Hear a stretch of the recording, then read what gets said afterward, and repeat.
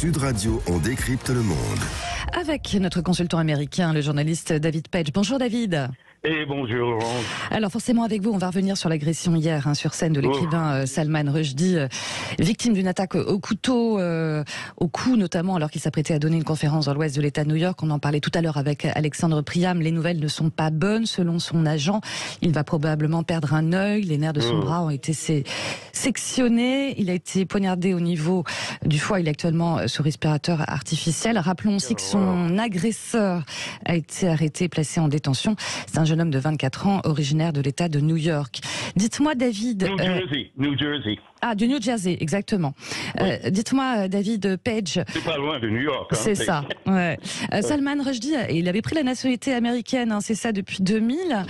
Qu'est-ce qu'il représente là-bas, aux États-Unis ? Oui, il est très populaire parce qu'évidemment, il y a la liberté de l'expression, mais évidemment, parmi les gens qui vraiment adorent lire, et ça, c'est pas mal de monde, parce qu'on voit beaucoup plus de librairies, par contre, aux États-Unis qu'en France, je trouve.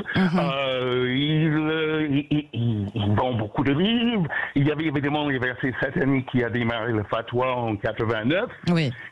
Où le gouvernement de l'Iran a proposé toujours à payer 3 millions de dollars à qui que ce soit tue Salman Rushdie. Donc, c'est assez horrifiant. Mais je suppose qu'il était plus à l'aise, surtout à New York, parce que New York est assez spécial. Mais par contre, je dois dire, de ce que je peux écouter, parce qu'évidemment c'était hier et je n'étais pas là, que les mesures de sécurité dans la salle où se passait cette conférence littéraire n'était pas à la hauteur, surtout quand un des participants s'appelle Salman Rushdie. Oui, c'est vrai, c'est vrai. Il n'y avait aucun détecteur de métal selon les témoins. Vous savez, Laurence, il y a 2 semaines, je suis allé à un concert à l'Olympia à Paris. Oui. Et il y avait au moins 3 points de contrôle. Il y avait 3 mecs avec des détecteurs de métal.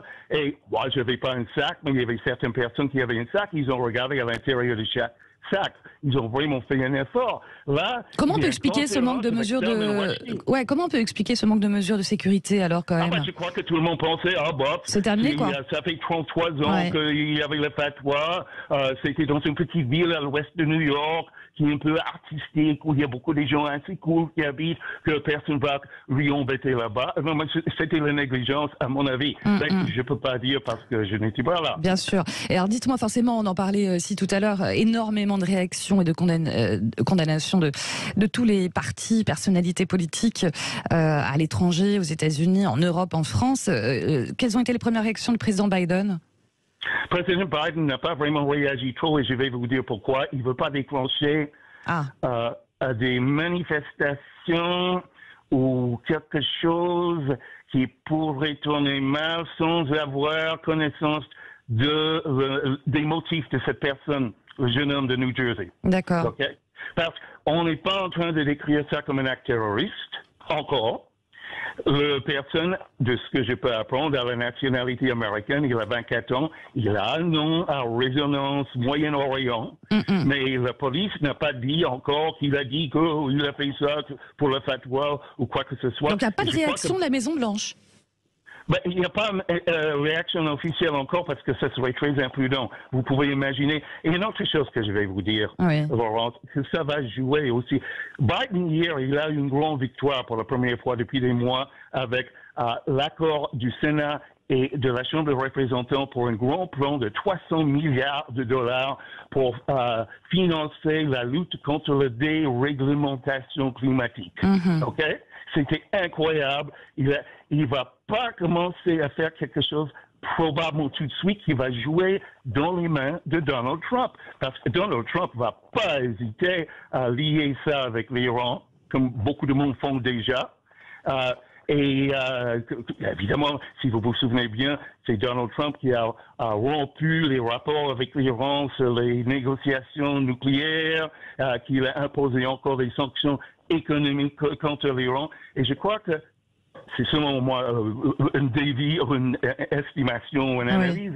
Je crois que Biden trouve qu'il faut être extrêmement prudent et s'exprimer sans savoir exactement ce qui s'est passé. Ouais, c'est pour ça qu'effectivement, le seul tweet vient de son conseiller. Hein, voilà, cet acte de violence est consternant. Tout le monde de l'administration. Voilà. Il va être obligé. Ouais. Alors forcément, autre actualité qui fait la une aux États-Unis, je vous vois déjà sourire, la fameuse perquisition par le FBI de la célèbre résidence de Floride de Donald Trump. Alors lui, il se dit forcément victime de persécution politique. Là, on en sait un peu plus sur ce qu'a saisi le FBI. Oui, mais pas trop. Pas trop.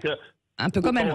Ils ont saisi ce qu'ils appellent des documents qui auraient dû être classifiés, top secret, tout ce style de trucs, qu'un président n'a pas le droit de sortir de la Maison-Blanche. Oui, il n'a pas le droit, parce qu'en fait, il est parti avec, alors que c'est un geste complètement illégal. Il était toujours président et il croit toujours que l'élection était truquée, OK? Oui. Et en plus, on va probablement pas savoir le contenu de ces documents. On parle de documents qui auraient trait à des armes nucléaires. Bon, ça, c'est ce que le Washington Post suggère. Oui. Et si le Washington Post suggère que c'était sur le sujet des armes nucléaires, c'est probablement vrai. Et aussi avec la collusion avec la Russie, avec son amour avec Kim Jong-un et tout ça, ça pourrait être le cas. Je crois que ça pourrait être seulement révélé au grand public si ça concerne l'attaque sur le Capitole le 6 janvier. Mais autrement, si c'est sur les armes nucléaires ou des rapports avec les autres pays, ça doit rester classifié. Ouais, alors on parle aussi, David Page, de documents sur le président, entre guillemets, de la France. On en sait plus là-dessus ou pas? Je ne crois pas que ça va être défavorable, parce que je vais vous dire que Donald Trump, il aime bien. Il aime bien. Emmanuel Macron, malgré tout le show que Macron a fait aux États-Unis en critiquant Trump, même devant le Congrès et devant les étudiants à l'université à Washington, le truc est que même quand, comment il s'appelle, Eric Zemmour a parlé avec Trump pendant la campagne présidentielle, parce qu'il voudrait avoir ses conseils pour être élu. Et Trump a dit à Eric Zemmour qu'il ne va pas lui soutenir dans une campagne contre Emmanuel Macron, parce que Macron is a good guy. Il est un bon type. C'est ce qu'il a dit, c'est ce qu'a dit. D'accord, ok. Je crois qu'il aime bien Macron. Il peut critiquer que peut-être il n'est pas assez dur avec l'immigration ou des trucs qu'on voudrait attendre, mais je ne crois pas qu'il va dire franchement. Il aimait bien. Macron était la première personne à lui inviter à venir dans un pays étranger après il était élu. Ouais. Un dernier mot rapidement, David Page. On sait, mercredi, Donald Trump a gardé le silence face à la procureure générale de New York, qui l'auditionnait pour des soupçons de fraude financière au sein de son groupe. Plus de 40 fois, il a invoqué son droit de garder le silence, c'est ça, durant les 16 heures de l'interrogatoire. 5e amendement de la Constitution.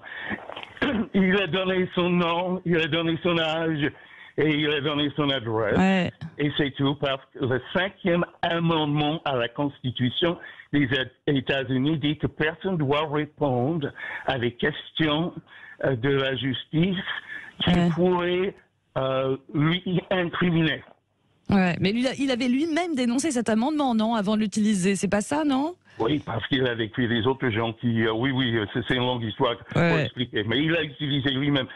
Pour être bref, je vais vous dire évidemment qu'est-ce qu'il va faire avec soit l'histoire avec les documents classés en Floride ou le problème des affaires frauduleuses dans l'État de New York. Il a évidemment des super avocats, il va faire appel, il va faire appel, il va faire appel, jusqu'à où la Cour suprême. Et la Cour suprême, où il a pas mal d'amis, n'est-ce pas? Oui. Moi, maintenant, aujourd'hui, je prévois que Donald Trump sera candidat à la présidence en 2024.